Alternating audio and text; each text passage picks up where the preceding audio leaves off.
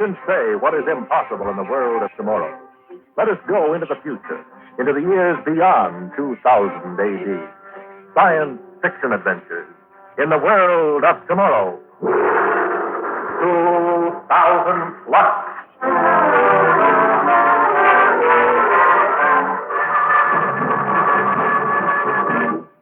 Today, the men from Mars.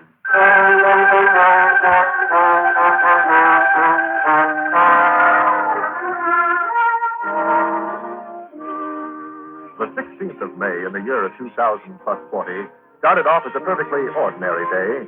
The school bus on the jet number 4 had picked up Mickey and Dink as usual, had whizzed them off to another tussle with higher education. The class in elementary operation of mathematical calculators, plus the class in early history of the first atomic era from 1938 to 1972, plus the warm spring weather, had the two boys in a dreamy, lazy mood by the time 1000 found them in the free research period in the school library. It was the voice on the intramural audio box that brought them out of their doldrum with a sharp snap. Take notes for contemporary incident course. The International League of Planetary Scientists has just issued a statement that an exploratory expedition to Mars is very likely at some time in the near future. Professor H.D. White, presiding chairman of the League, has made public a statement that the existence of intelligent life on Mars in a form more or less like our own is highly probable. That is all until 1200 recap. Thank you. I guess you heard that, didn't you, Dink? Huh? I said, I guess you heard that. Yeah, I did, Mickey. Terrific, huh? I wish you'd please keep your voice down, Bill Sexton. This is study period. Take a rocket, Maybelle. And besides, there's nothing so terrific about that report. We all know they've been contemplating a trip to Mars in the near future for 150 years. What kind of a near future is 150 years? Oh, it's easy enough to sit back and be content. People like you laughed at Christopher Columbus. Who was Christopher Columbus? You sure don't know your history. Christopher Columbus was the name of the first rocket ship to get to the moon way back in 1980. And people like you say they'd never do that. The moon's real close. Well, I'm in no hurry to get Mars explored. No, Maybelle? Why not? Oh, I know what you mean, Dink. They could be pretty scary, those Martians. Their ears could be in their feet, and the eyes could be in the tops of their heads, and the mouths, for all I know, the mouths might be in the back of their necks. Oh, it just terrifies me. Nothing to be scared of. Well, if you'll excuse me, I've got to get to my aerologic class. Boy, we sure kidded her, didn't we? Oh, I wasn't kidding, Dink. Did you think I was kidding? Sure, I thought you were. Huh? You weren't kidding? No, I'd like to go to Mars. As a matter of fact, I'd like to go before the expedition does. I'd like to get there first. For what? For what? Wouldn't you like to be a hero, Dink? Wouldn't you like to go down in history? Yeah, I guess so, Mickey. I'm just as glad, though, that there isn't anything we can do about it. Who says there isn't anything we can do about it? But we couldn't go to Mars, Mickey. Why not? Well, we haven't got a spaceship. We can get one. Huh? Here. Look at this in today's facsimile paper. Bargains, values, miracles. Don't buy a second-hand spaceship until you see Tillman's terrific values. A 2020 BG Venus Voyager, 8-passenger, $900, like new. You see, we could just buy one. Except we haven't got $900. Thank goodness. Well, I got $60 I made last summer doing our job. And you got $45. But I'm saving that for... Wait a second. Listen to this. 1989 N2 Rocket Cat, 3 passengers, $87.50. What could you expect? That's our boat. But, Mickey, it's bound to be a pile of junk. We can do a little work on it and put it in shape in no time. Besides, we'll have $17.50 to do it on. Mickey, do you want to go down in history, Dink Sexton? Yeah, but I'm a little uneasy about going up in an 8750 spaceship.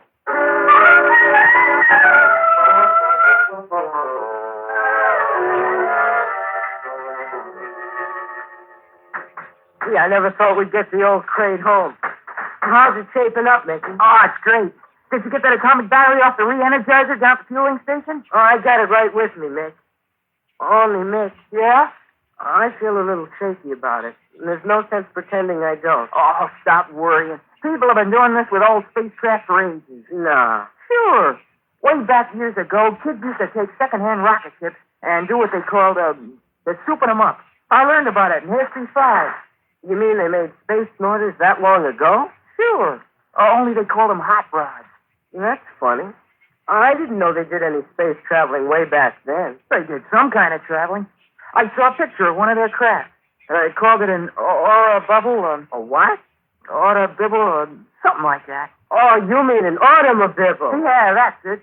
Did they go through space in them? Where else could they have gone in them? Oh, I thought maybe they just traveled on the ground. Don't be silly. You use jet cars for traveling on the ground. That's right. Gee, Mickey, you're smart. Oh, you gotta apply yourself, Dink. That's all. You gotta apply yourself. Now, we give this baby a little test. Hitch up that battery coil to the central explosion power. Right. There we are. Now we throw the switch for a test. You ready? All set. How's that, Dink? That's terrific. Shall I try the retarding rocket? Go ahead. Okay, cut it. Well, Dink, it looks like we're in business. Yep. Well, maybe next summer sometime we can cut out and take a stab at reaching Mars and then... Dink, Yeah? we're gonna take that stab tomorrow night. Tomorrow night, Mickey? Yes, sir, tomorrow night. Gee, we could get in a lot of trouble. What trouble? We might get picked up by the Space Patrol. People ain't allowed to go sizzling around in space without a permit. And least of all in a second-hand job like this. Dink, Yeah, remember what my old man does for a living? sure, he's a space cop, which would make it all the worse for you if he caught you. It would be plenty bad for me. But he's gonna catch me. How can you keep him from it? I can find out where he's gonna be and use a planet channel as far from there as possible. Do you think he'll tell you where he's going to be? Oh, he's going to, Dink. You just wait till tonight.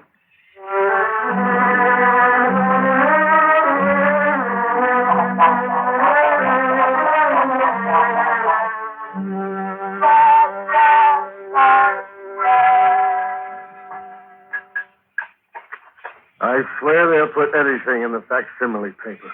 You're right, Pop. Anything to take up room. Pop, you're absolutely right. Yeah. Here comes some high-frequency scientist with a single-cell brain sounding off about how we should build defenses against an attack from Mars. What a knock-noodle. Always with the planets. Planets. Planets. You're right, Pop. They're all alike. Bunch of dreamers with loose bolts in their turrets. Planet travel, planet war, planet exploring. So you hear these days, planets. You sure are right, Pop. Yep. Hey, how come I'm so right about everything tonight? Oh, well, I don't know, Pop. I just happen to agree with you. Uh-huh. Well, stop agreeing with me and eat your eggplant. You mean my eggplant? I mean, leave me alone so I can read my paper. Hey, Dad, those scientists think they know everything, don't they? Now, you take Professor Leary at school, the one who teaches us astronomy. He's supposed to be the last word on how the interplanetary area is operated. And he says that the Space Patrol covers Celestial Channel 7 every night in the week. Huh? That's what he said. Who? Professor Leary. What a wiseacre. It just so happens we don't touch Channel 7 but once a week. On Sunday night, sir, right? No, Tuesday night. You'd think a professor of astronomy would know better than that. I guess he had his dates mixed. If a person don't know, they ought to ask. That's the way I figure, Pop. That's just the way I figure.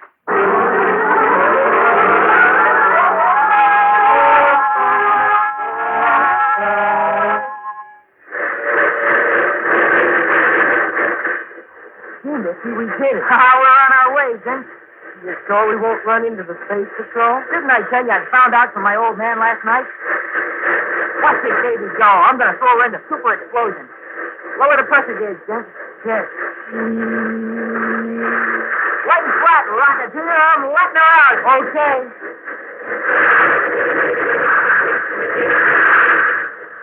Oh, man, what a picture.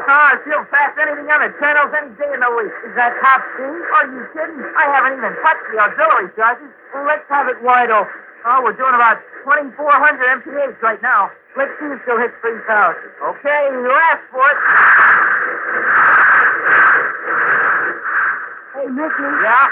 Where are we at? Channel 7. How far out in the stratosphere? Stratosphere? Oh, man, you're a back number. We've been out of the stratosphere for a good 10 minutes now. Look behind you. Gee, it's just a pinpoint. Our sizzling boy, we're checking with magnetism. Yay! Do it again. This is a light. This is just strictly out of sight and on our own. Hey, Mick. High and clear, free and high. Sizzling, man. Sizzling. What is it? Take a look. Off to the left there. Oh, where? Where I'm pointing. Where you're pointing? Oh, smoke. What is it? I don't know. Couldn't be a comet, could it? No, comets have got tails. Besides, it's steering its own course, you see? Mick, it's heading straight into it. It's heading. Hey, it's throwing a static beam. Let's go. Everything's come to a stop. I can't get a peep out of this thing. I can't. They're going to crash into us. Why don't they get back? Get back! Oh, Dink, sound doesn't carry through space. There's no air outside. They can't hear you. It costs nothing to yell. Get back! Get back! Maybe they did hear me. Anyhow, they stopped. That's some weird ship, Dink. That's the biggest, most deadly-looking thing I ever saw. Look, what are they doing? They're opening up the whole front end, like a huge mouth. Dink, Mickey, we're moving. we're moving toward them. I thought the power was dead. No, we're not moving on power. We're getting drawn in. No. They're sucking us in, like a whale sucks in little fishes. Mickey, we gotta do something. We gotta do something. What can we do? We're going in. We're going in. Mickey! Mickey!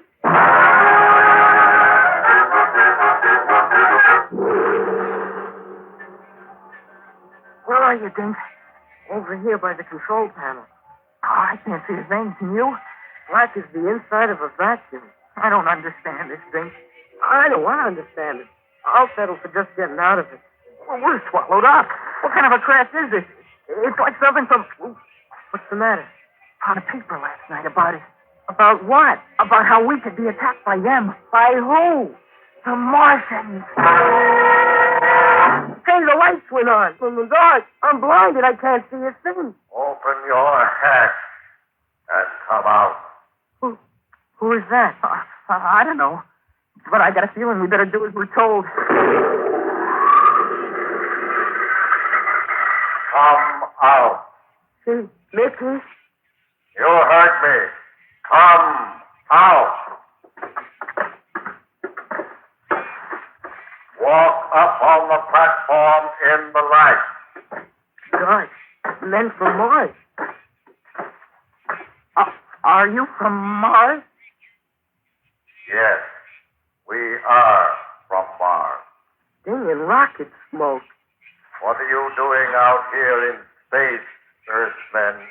We just thought we'd take a trip to Mars. Dink means we just thought we'd do a little joyriding. There is little joy for Earthmen who cruise outside their stratosphere. This is no man's land, Mickey Turner. Did you hear? He knows your name. We know everything, Dink Texon. Jeepers. We are smart. We are very smart. Our brains are 10 times the size of any man's on Earth. Remember what I told you, Dink? They got telepathic intelligence. They know what's in your mind before you open your mouth. Nick, if that's what they're like, the Earth is sunk. The Earth is sunk, boys. We have come to observe your planet before the Martian expeditionary forces strike. It is too bad you had to cross our path. Well, what are you going to do to us? Wait. Uh-oh.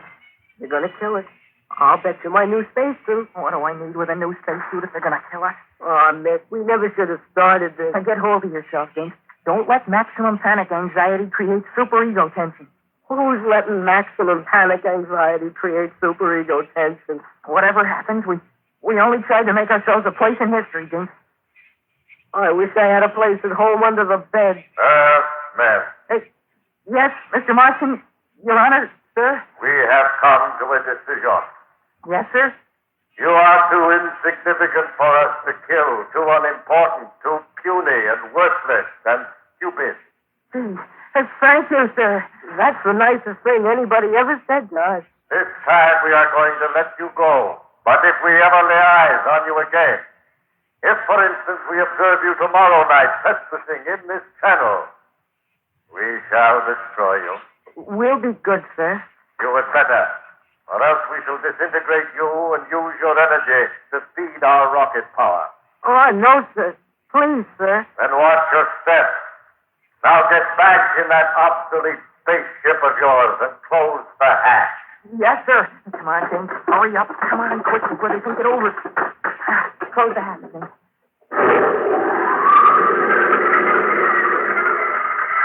Burrow, open our hatch.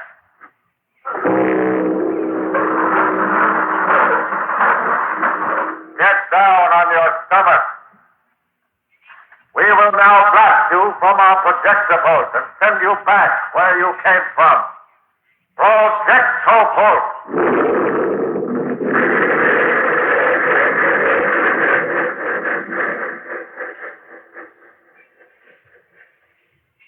Good night, Earthman. Pleasant dreams.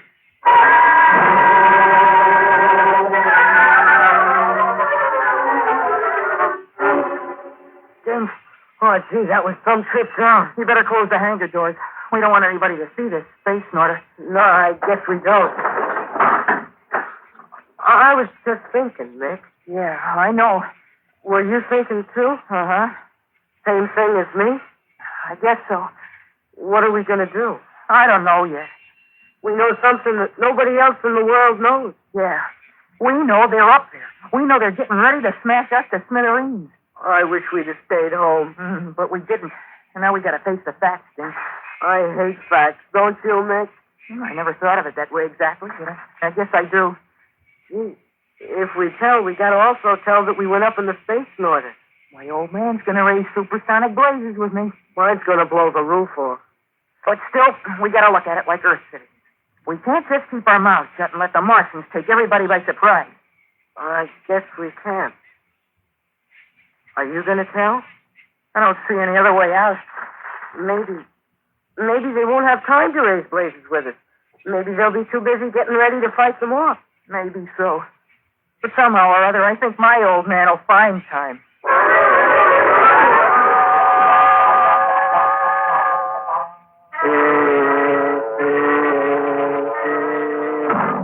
Mickey, what are you giving me here? I tell you, we saw them. Oh, yeah? Yeah, Pop. Pop, you gotta believe me. What do they look like, these Martians? Well, we didn't get a good look on account of the lights and all. Now, listen, you're trying to play on my sympathy with this tall story of yours. You think you could pull the wool over my eyes? Nah. I knew you bought that old crate. You did? Why, sure I did. Tillman told me just before I went on duty tonight. You think he's going to sell a jalopy like that to a space cop's son without even reporting it? Oh, gee, I never even thought of it. Oh, yes, you did. Probably didn't hit you until you was on your way back. So you make up a yarn to steer me off from giving you what you deserve. No, Pop, it ain't like that. They're there, Pop. They're up there spying. They're getting ready to take over the world. Oh, you gotta believe me. You gotta. Look, you might as well stop garbling. You'll get no allowance for a solid month, Mickey. And if I was Dink's father, I'd give him the same treatment. Oh, Pop, okay. Now, will you just sit down and let me tell you about the Martians? Mickey? Gee, Dad, won't you just sit down for a minute? No. You mention those Martians to me one more time, I'll see to it that you won't sit down for a week.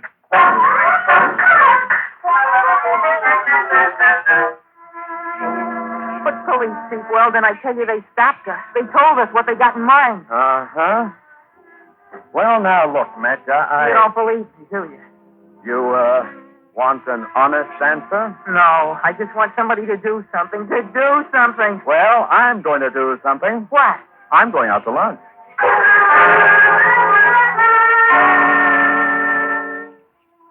But, Professor Leary, nobody will listen to me. Of course I understand, boy. They were there. We talked to them. They told us. I'm sure you believe it implicitly, Mickey. Huh? This is a fairly commonplace symptom of the imaginative brain. You and Dink were all prepared to see Martians in Channel 7, and so you just projected them. Professor, This can happen to the best of minds, and I'm sure yours is perfectly sound and healthy.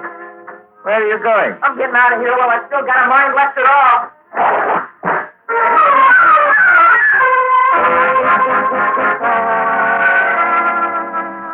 And then what did they do, Mickey? Oh, what difference does it make me, Bill? Oh, I'm just asking, Mickey. You mean you believe us? Of course I do. Hey, couldn't you persuade your daddy to take the patrol up tonight? What good would that do? Well, don't you remember what you said? What? That they told you that if you dared to come back tonight, they'd destroy you. Yeah? Well, that means they're going to be there tonight, don't it? No, that won't work. Why not? He won't go. That's why not. As a matter of fact, he told me I better not even mention the Martians to him again. He sure makes me mad. And my pop makes me madder. They'll see. They'll start moving when it's too late. When the Martians have taken their homes and their wives and their kids. But now listen. If we went up tonight, and after we were gone a half an hour or so, Maybelle went to my pop and told on us. Oh, no. Oh, why not? Because your pop would call my pop, and they'd get the Space Patrol and come up and, you see, they'd spank coins on us. No, they'd be too busy rescuing us from the Martians. You mean we'd let them take us again? Exactly. It's the only chance we got. But you want to go down in history, don't you? You want to be remembered in the future, don't you? I'm getting so I can take it or leave it alone, Mick. We can't afford to think of ourselves now, Dink. We got to prove what we saw. Maybelle? Yes, Mick? At 20:30 tonight, I want you to go see my pop. Tell him we're up Channel 7 in an old space snorter. Tell him it's against the law, and he ought to go and get us and bring us back and teach us a lesson. Will you do that? Yes, Mick. And Maybelle, Yeah, Dink? tell them to come in a hurry, or there may not be enough left of us to teach us a lesson on.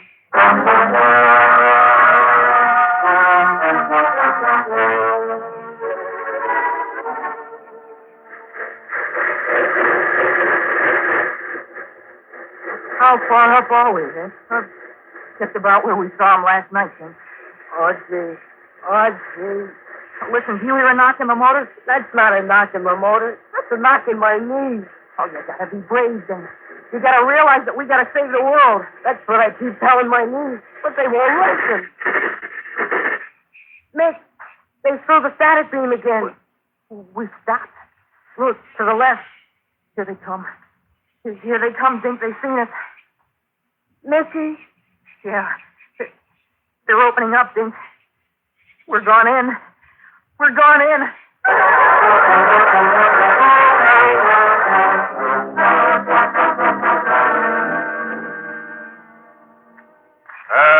Man. Oh, I wish we'd taken our money and bought a vacant lot. For what? We could have dug a hole and pulled the ground in after it. Oh, you have come back, huh? We shall give you a welcome you won't soon forget. Open your hat and come out.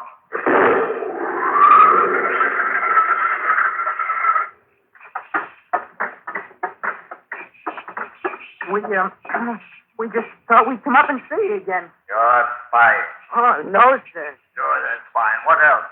Just gonna cut wise and listen to me. Quiet, Murrow. Hard to one. Why didn't we knock him off last night when we had the chance? That'll do, Murrow. Give him the word right off the bat. Gee. Oh, I never thought men from Mars talked like that. Murrow happens to come from South Mars. From South Mars is a place I wouldn't want to be. You don't have to worry, Earthmen. You'll never be anywhere again. What? You're going to spend the rest of your lives nowhere. Please, mister. What do you mean? I mean, we're going to wreck your rocket power and then shoot you out into space. And you'll just hang up there from here on out. No. What's the matter? You'll like it. It'll be very quiet. Oh, I want my pop. You won't see your pop no more, but your pop will see you. How? Oh, you look up in the sky, and there you'll be. A new star. Who knows? Maybe you'll make a wish on you. We're giving these creatures too much time. Disintegrate their rockets, Murrow. Good, then. Mick, they're smashing our power. Your power is smashed. All right, Murrow. We'll open our hatch and then give them a projector pulse. Aim them away from Earth, out into nowhere, where they can stay for the rest of their lives, for the rest of eternity. What's that? Something's loose with the audio mark. Who's cut our wavelength? Turn up the speaker. Let's see. Chief of Police Weldon, floating spaceship in Channel 7. Help and telephonizer. They spotted us. Do not attempt any movement of any kind. We have you surrounded on a 10,000-mile radius. Cut your power before we smash it with a multiplex charges. We will board you in 90 seconds. Check out.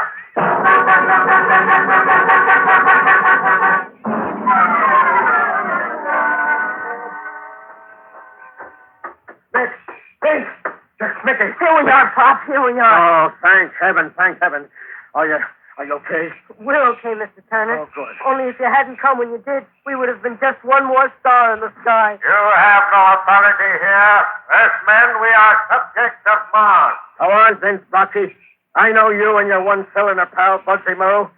You're men from Mars like I'm a turbojet transport. You're hijackers laying out here on this planetary route, waiting to knock off a few uranium cargo ships as they come back from the lunar mines. There must be some mistake. I told you to knock off those brats when another was good. Just because you knew one was a space Top Gun and the other kid was his pal. You're mighty lucky he didn't listen to you, Morrow. As it is, you're in for plenty of trouble. But if you'd have touched one of these kids, you'd have had to land out from Mars and stay there. Everything all right, Officer Turner? Right, Chief. Nothing left to do but commandeer these rats and their spaceship. I arrest you on my authority as Chief of the Space Patrol. Take him, then. And you two kids are coming back to Earth, where you're gonna get exactly what you deserve.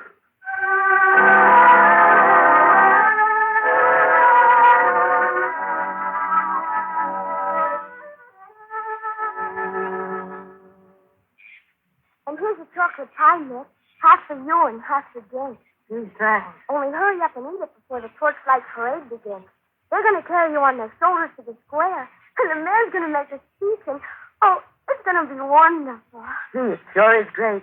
I didn't expect anything like this. Terrific, huh, miss? I said terrific, huh? Oh, I don't know. What's the matter with you? Well, after all, what we started out to do was to go to Mars. I guess you forgot that. Yeah, I know, miss. It turned out okay, I guess. But what we did won't get us a place in history. We still ain't gonna be nobody to generations to come. But this chocolate pie tastes awful good to the generation that's already here.